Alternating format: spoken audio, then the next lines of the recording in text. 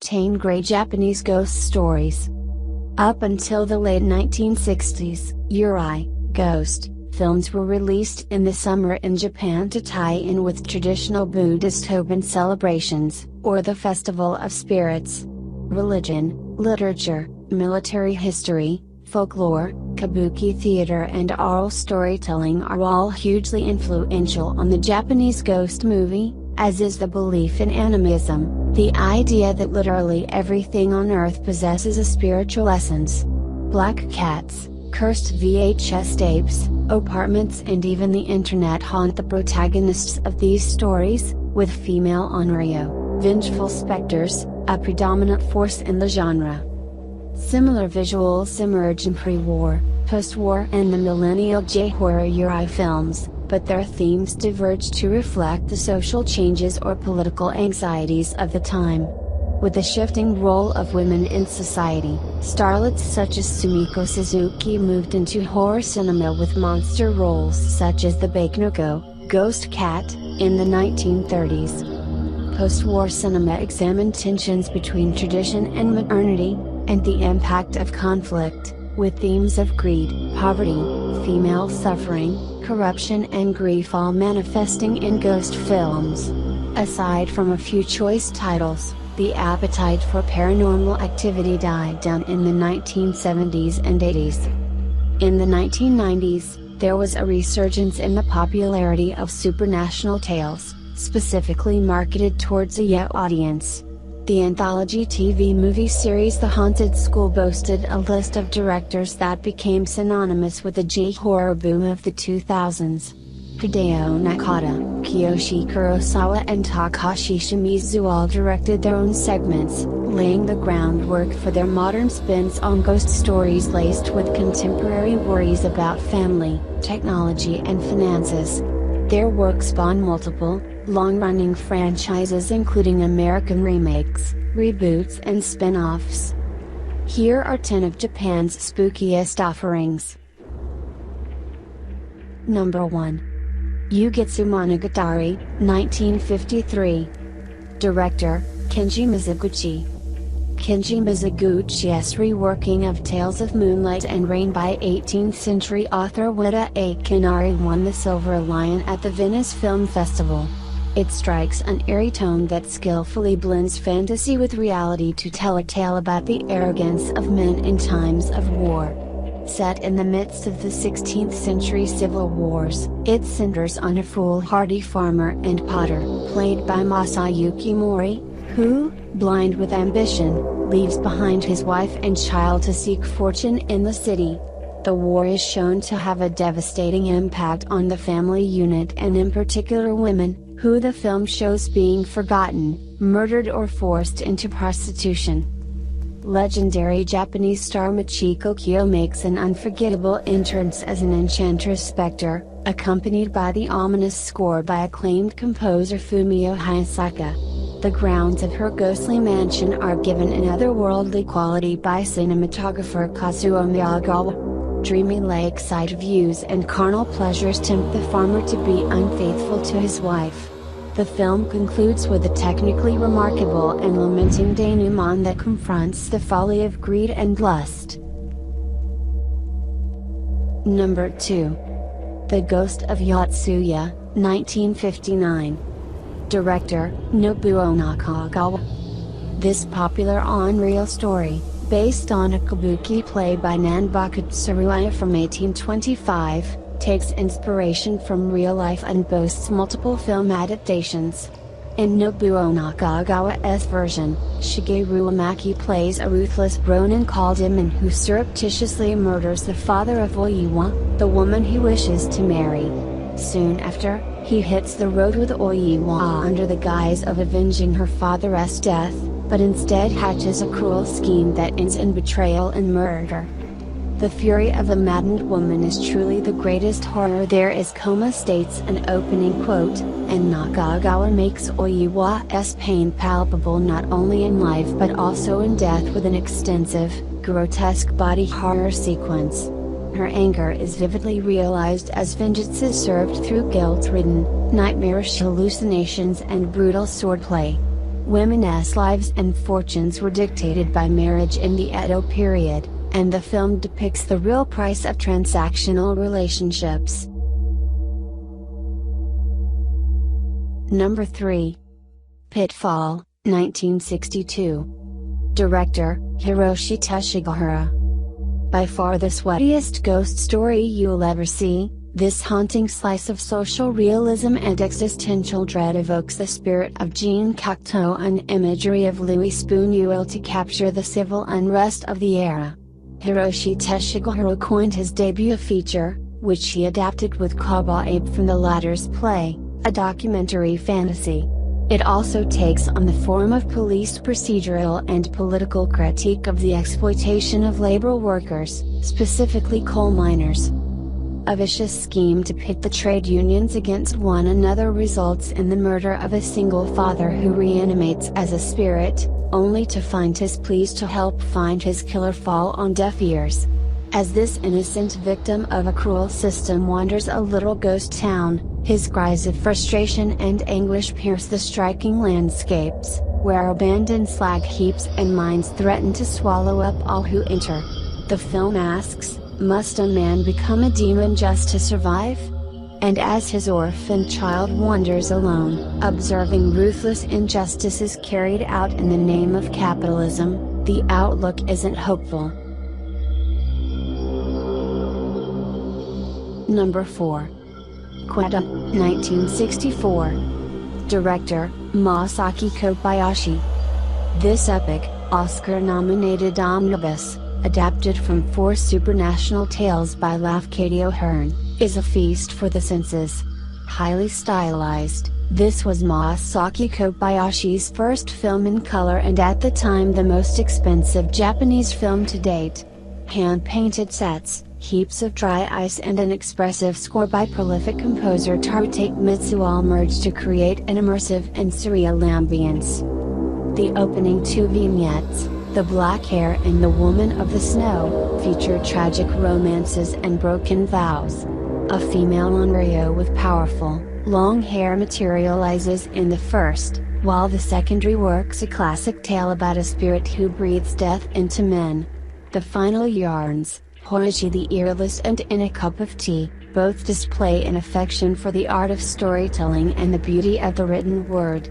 The first delivers a haunting ballad that attracts a ghostly army, while the closing short is a reflective Meiji-era tale referencing an unfinished story. Number 5. Kuronko, 1968. Director, Kanado Shindo. 4 years after horror classic Hanababa, writer-director Kanado Shindo delivered another chilling film about the plight of women in times of war. Inspired by Japanese folktales and bakeneko films, it centers on a mother and daughter-in-law who are murdered by samurai, but return for vengeance as demon cats.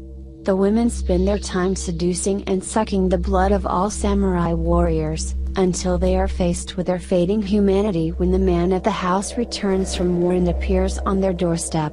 He's tasked by the shogun with killing the beast who is preying on his men, and so ensues a complex study of duty and morality. Experimental lighting, scintillating eroticism, slow-motion wire action sequences, beguiling performances from a gifted cast, including Shindo's wife and muse, Nobuko Ata, and Hikaru Hayashi's percussive score produce a potent, lingering lyricism. A powerful salute to female strength, Kuronko also contemplates the irreversible consequences of war with a palpable sense of loss and regret. Number 6. House, 1977. Director, Nobuko Obayashi. This experimental, haunted house horror by Nobuko Obayashi is a complete hoot. The special effects, such as composite shots and superimposed imagery, are infused with an endearing childlike invention, which were actually informed by Obayashi's daughter's imagination. However, if you peel back its wacky surface layer, its visual motifs reveal personal grief for those lost in the atomic bombings at Hiroshima and Nagasaki during the Second World War. The innocence of the generation born after the war is personified through a group of teenage girls named Gorgeous, Melody, Professor, Sweet, Kung Fu, Mac, and Fantasy. They all head to the country to visit Gorgeous's elderly aunt, played by Yoko Minamita, in her spooky mansion, a place with an insatiable appetite for human flesh, featuring inanimate objects that gobble up the young women. Obayashi mourns the loss of childhood friends by critiquing the senseless destruction of war in absurd and unique fashion. The melancholic score performed by Go Daigo further complements the underlying emotions. Number 7. Ring, 1998. Director, Hideo Nakata. An urban legend about a cursed VHS tape, adapted from the first novel in a trilogy written by Koji Suzuki, was the catalyst for the J-horror boom. Directed by Hideo Nakata, this modern update of the yurei known as okiku contains iconic imagery of the drenched, straggly-haired female ghost, who jaggedly crawls towards her victims. It's a film that has meticulous rules: watch the creepy tape, the phone will ring, and you will die 7 days later. Nanako Matsushima plays a journalist who falls under the curse when investigating the mysterious death of a group of teenagers. She teams up with her psychic ex-husband, Hiroyuki Sanada, to save her life by following the trail of clues featured in the curse video. They uncover the tragic tale of a young girl called Sadako, Ryuno, the film concluding with heart and mouth terror as she climbs out of a TV set. Number 8. Pulse, 2001. Director, Kiyoshi Kurosawa. The sound of dial-up internet opens Kiyoshi Kurosawa's apocalyptic, techno-horror. Written at a time when the popularity of the internet was on the rise, anxieties about a shift in daily life, human interaction and the impact on mental health manifest in grim ways. This prescient, bleak chiller depicts a society slipping into despair as people disappear into their computers, becoming isolated and lonely. Kurosawa drains the real world of color, placing his characters in gray, oppressive environments, watching grisly images of suicide and sadness. Soon these images turn into sinister apparitions that invade the human realm and start spreading as an uncontrollable, destructive virus. The penetrating sound design and creepy score by Takefumi Hakata, combined with dark visuals of lost souls literally turning into shadows of their former selves, lay out the worst fears about a future where the internet becomes the main line of communication to the outside world. Number 9.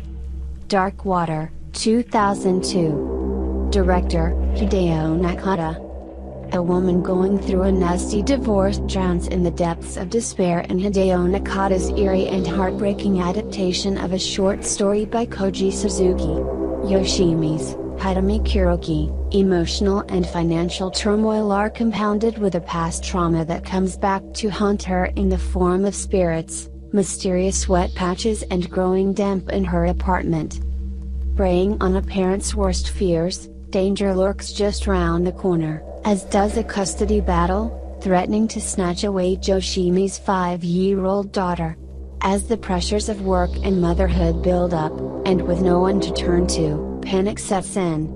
The film strikes a disquieting mood, using unsettling scares, a labyrinthine apartment block and confusing apparitions to intensify Yoshimi's loss of control. As her fragile state worsens, the titular watery metaphor, at first an occasional drip, turns into an overwhelming downpour of psychological dread and impending doom.